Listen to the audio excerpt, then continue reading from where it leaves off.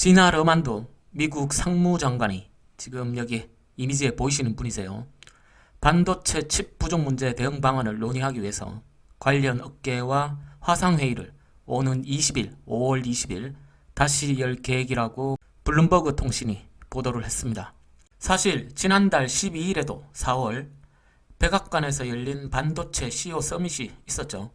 여기서 조 바이든 대통령이 관련 업체들을 초청해서 반도체 투자를 거듭 당부했었습니다. 물론 삼성전자도 참석을 했었고요. 여기에 이어서 바로 한 달 조금 지나서 오는 5월 20일에 미국 정부가 다시 한번 반도체 공급 부족 회의를 개최하기로 결정했습니다.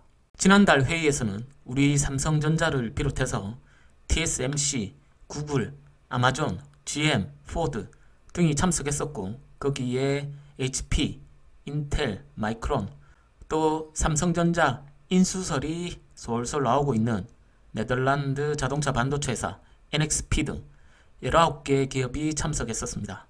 이번에도 참석 대상은 아마 그대로 진행이 될 것 같고요. 어쨌든 한 달 지나서 또 미국 정부의 초청을 가장한 집합명령이 떨어진 겁니다. 이러다가 월간 회의되는 거 아닌지 모르겠지만 아무튼 미국이 반도체 시장에 무언가 드라이브를 바짝 걸고 있는 모습은 확실해 보입니다. 안 오면 이 웨이퍼로 막 때릴 것 같아요. 지금 미국이 이렇게 반도체 관련 업체들을 계속 초대해서 스킨십을 갖는 이유가 무엇일까요? 당시 바이든 대통령이 한 말이 있는데요. 한번 봐보시죠. 바이든 대통령은 참석한 경영진에게 국가로서 너무 오랫동안 우리는 글로벌 경쟁자들을 앞지르기 위해 필요하고 크고 과감한 투자를 하지 않았다. 우리는 연구개발과 제조업에 뒤처져 왔다. 미국이 그동안 플랫폼이나 금융산업에 많이 치중해왔던 게 사실이죠. 거기에 당시 회의에서 조 바이든 대통령은 우리의 경쟁력은 당신들이 어디에 어떻게 투자하느냐에 달렸다며 반도체 기업들에게 자국 내 투자를 동의한 바 있다. 역시 국방 예산만 1,000조가 넘는 천조국 미국답네요. 세죠? 듣기에 따라서 너네들이 어디에 어떻게 투자하느냐 내가 너네들 똑바로 하는지 안 하는지 지켜보겠다로 들리기도 합니다. 삐딱선 잘못 탔다간 너네들 골로 갈 수 있다는 의미로 저는 보이네요.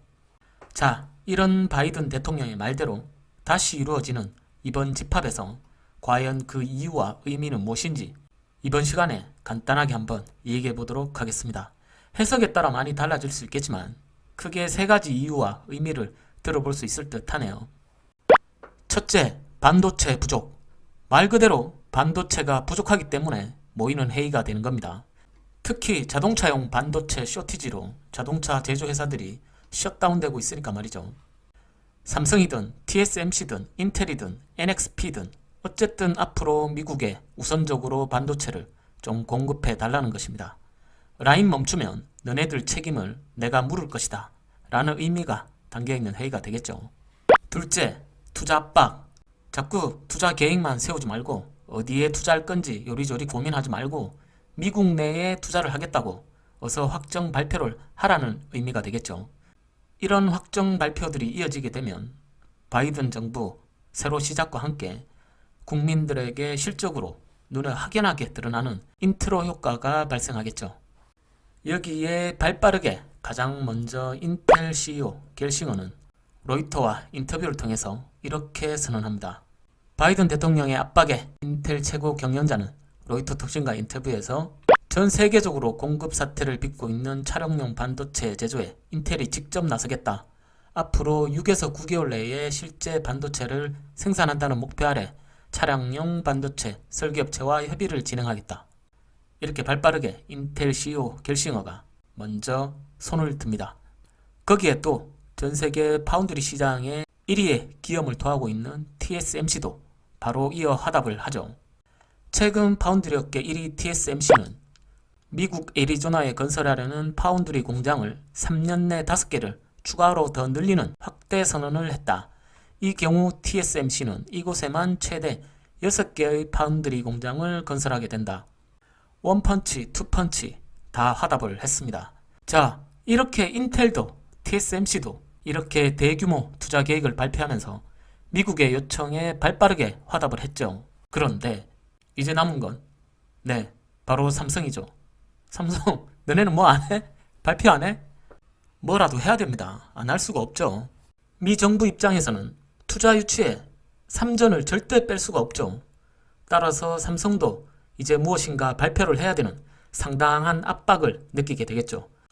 아마 이번에 삼성은 미국으로부터 대규모 투자를 요청받게 될 겁니다. 이번 회의의 타겟은 어쩌면 삼성이 메인인 거죠. 이미 미국 오스틴에 파운드리 공장을 운영 중인 삼성은 170억 달러, 우리 돈으로 약 20조 정도 되는 돈인데 170억 달러를 추가로 투자하면서 반도체 공장 증설 계획을 검토 중인 걸로 알고 있죠.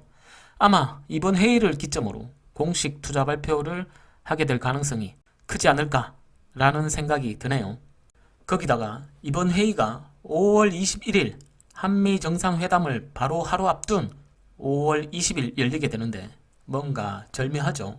제 뇌피셜이지만 다시 한번 철저하게 제 뇌피셜입니다. 이번 회의를 앞두고 우리나라 정부와 미 정부 그리고 삼성 간에 어느 정도 얘기가 있었을 것이고 모종의 그 딜이 있을 것이다 예측을 하는데요. 백신 수급에 어려움을 겪고 있는 우리나라 현 정부에서 삼성전자가 먼저 미국에 투자를 하겠다는 선물 보따리를 하루 전에, 바로 하루 전이니까 풀게 되면은 아무래도 다음날 정부 입장에서는 안 그래도 현 정부의 친중 성향으로 인한 한미 관계가 냉랭한 마당인데 한미 정상회담에 밑밥을 깔 수 있는 것이죠. 그렇게 된다면 삼전의 투자 발표에 미국 정부도 가만히 있을 수는 없을 테니 말이죠. 이래저래 누구는 좋든 누구는 싫든 삼성의 대한민국 기여도는 실로 크다고 할 수 있겠습니다. 동네 북처럼 패다가 아쉬울 때는 또 다들 삼성 찾죠. 우리나라 현 정부는 백신을 확보하게 될 것이고 미국 정부는 반도체 투자를 유치하고 명분도 좋고 그림도 좋죠. 누이 좋고 내부도 좋습니다. 그럼 재주 부린 곰 삼성은 뭘 얻느냐? 뭘 얻으면 좋을까요? 판단은 상상에 맡기겠습니다. 뭐 상속세 납부 문제도 있을 것이고 이재용 부회장 사면 문제도 있을 수 있고 다시 한번 철저하게 제 뇌피셜임을 밝힙니다. 그리고 마지막 세 번째, 바로 미국의 줄세우기입니다. 보고 있나 중국이 되겠죠. 삼전을 비롯해서 반도체 관련 핵심 회사들을 미국에 줄을 세우겠다는 겁니다. 트럼프 때와는 확연히 다르죠. 지금 미국은 철저하게 자기네 편인지 아닌지 줄 세우는 모습을 강하게 보여주고 있습니다. 최근 글로벌 법인세로 유럽 및 피아 식별의 간을 본 일부터 다양한 분야에서 그런 양상을 띠고 있는데 특히 제조업 분야에서는 바로 반도체와 전기차 분야가 되겠죠. 이번 코로나 사태로 제조업 생산 기지가 자국에 없는 경우 극심한 부족 현상을 가져올 수 있다는 걸 알게 됐고 미국 입장에서는 일자리와 자국의 안보 등을 위해서라도 반도체와 전기차 관련 부품 산업은 전략적 타겟으로 삼고 있음이 명확해 보이죠. 그런데 아시다시피 반도체와 전기차 분야에 있어서는 대한민국은 모두 글로벌 선두권에 있는 나라이고 절대 미국이 포기할 수 없는 산업이죠. 계속 지속적으로 우리나라를 미국에 줄 세우려고 할 것입니다. 줄은 이렇게 두 줄밖에 없습니다. 미국이냐 중국이냐인 것이죠. 이 미국의 선택 강요가 우리 입장에서는 앞으로도 지속적으로 아주 곤란한 상황에 처할 수밖에 없는 상황이 만들어지겠죠. 가까운 입지적 상황에 경제, 안보 등 또 현 정부의 친중 성향 등도 선택의 어려움으로 작용하게 될 겁니다. 자, 내가 삼전의 의사결정권자라면 어떻게 하시겠습니까? 어느 쪽에 줄을 서야 할까요? 양다리 쩍벌나무로 걸치고 있을까요? 스탠스를 잘 잡아야 하겠죠. 쉽지 않은 문제입니다. 하나 확실한 것은 미국은 중국의 반도체 굴기를 가만히 지켜보진 않는다는 것이고 저도 이 꼴은 못 보겠네요. 지금은 힘들더라도 부자가 되려면 부자의 줄에 서야 하는 것이고 부자의 행동 방식을 따라 배워야 하는 거고요. 부자를 미워하면서 부자가 되길 꿈꾸는 모순에서 벗어나야 하는 겁니다. 판단은 높으신 분들이 잘 알아서 하실 것이고 저보다 훨씬 똑똑한 분들이 하실 테니 우리나라와 삼성전자의 그 판단을 믿습니다. 오늘은 20일에 다시 열리는 미 정부의 반도체 관련 협의에 대한 이유와 그 의미를 삼전 투자자 입장에서 한번 얘기를 해봤습니다. 당연히 양다리 걸칠 수밖에 없는 것이고 양다리를 걸치더라도 중심은 있어야겠죠.